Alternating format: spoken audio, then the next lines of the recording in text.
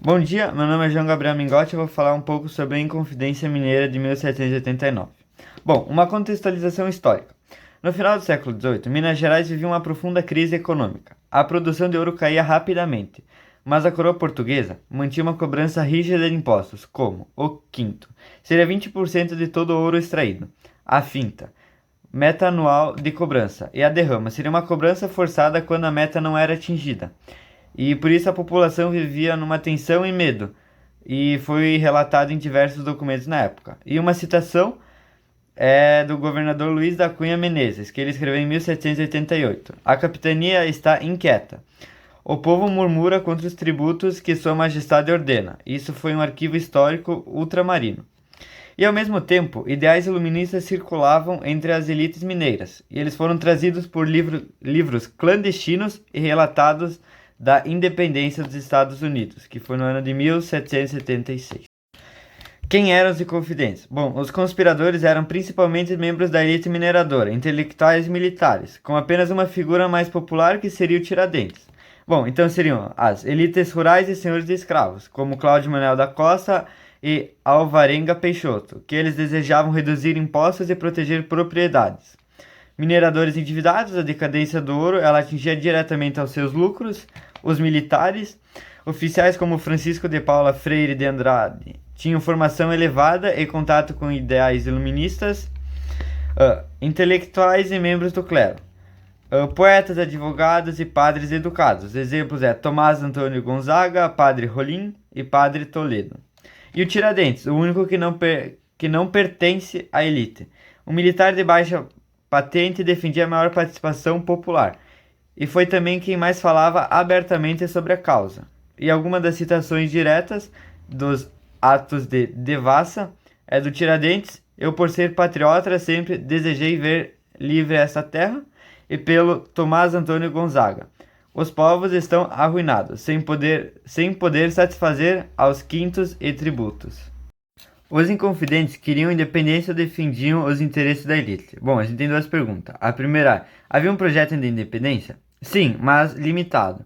E as reuniões que tinham, elas discutiam sobre a criação de uma república com capital em São João del Rei, liberdade econômica para manufaturas, construção de uma universidade e fim da derrama e de impostos abusivos.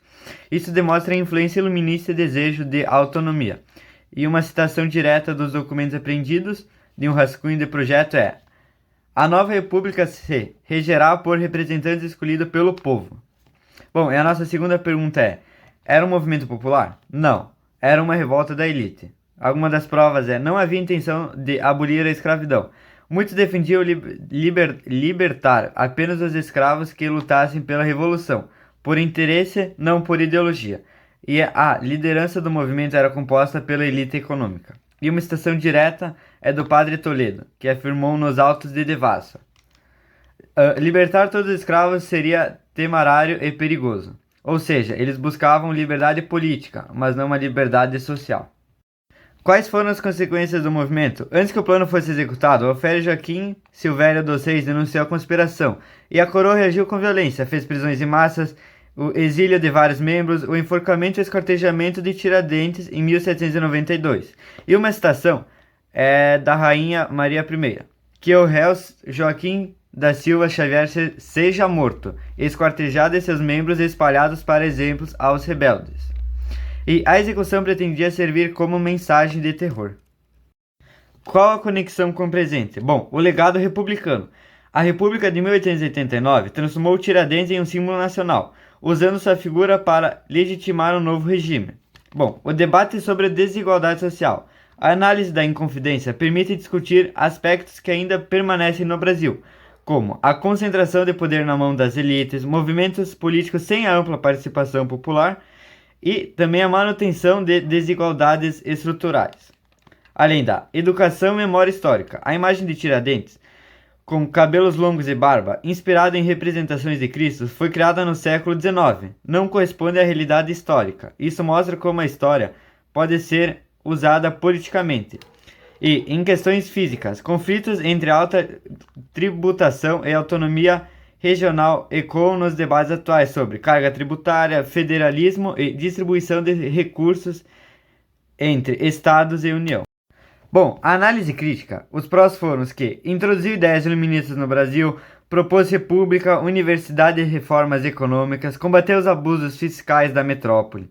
Porém, os contras foi um movimento elitista e ilimitado, não defendia o fim da escravidão, a falta de apoio popular e militar e além de divisões internas entre os conspiradores. E quais foram as consequências? As consequências foram a repressão violenta, Tiradentes executado, fortalecimento da vigilância portuguesa e além da transformação simbólica do movimento no século XIX.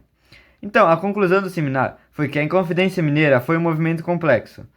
Combinou ideais iluministas e objetivos republicanos, mas manteve a estrutura elitista e escravista da sociedade mineira. Não foi uma revolta popular, e sim uma tentativa da elite de garantir uma autonomia política e econômica. Sendo assim, deixou um legado simbólico profundo, influenciando os rumos da independência e a construção do imaginário republicano brasileiro. E esse foi meu seminário sobre Inconfidência Mineira de 1789. Agradeço pela atenção. Um abraço.